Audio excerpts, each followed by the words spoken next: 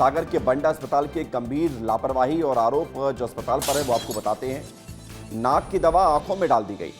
सागर के बंडा अस्पताल में नाक की दवा आंखों में डाल दी गई। मासूम की आंखों की रोशनी चली गई। परिजन ने जांच और कार्रवाई की मांग की है। इलाज के बाद हालात खराब हो गए, स्वास्थ्य खराब हो गया। उसके बाद सागर से भोपाल एम्स के लिए रेफर हुआ। स्वास्थ्य व्यवस्था पर सवाल फिर से खड़े हो गए हैं। सागर जिले से स्वास्थ्य व्यवस्था पर गंभीर सवाल खड़े कर देने का मामला सामने आया है।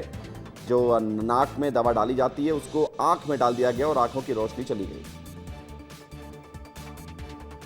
बच्चे की आंखें लाल हुई थी तो हम बंडा सरकारी अस्पताल लेके आए थे।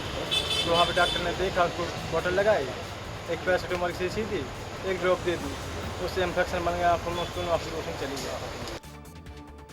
रंजना हमारे साथ जुड़ रही है। रंजना, एक बहुत बड़ी लापरवाही सामने आई है। नाक की दवा आंखों में डाल दी गई। इससे बड़ी लापरवाही क्या हो सकती है?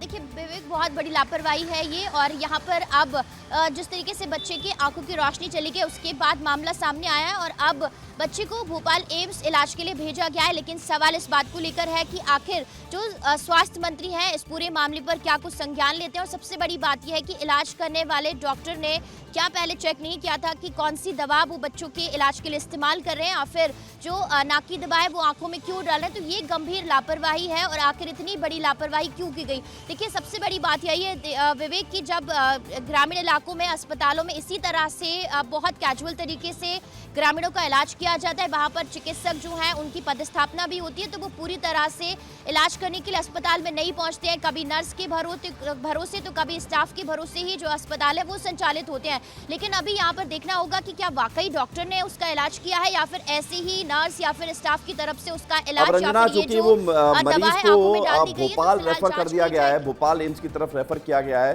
क्या आंखों की रोशनी वापस लौट सकती है?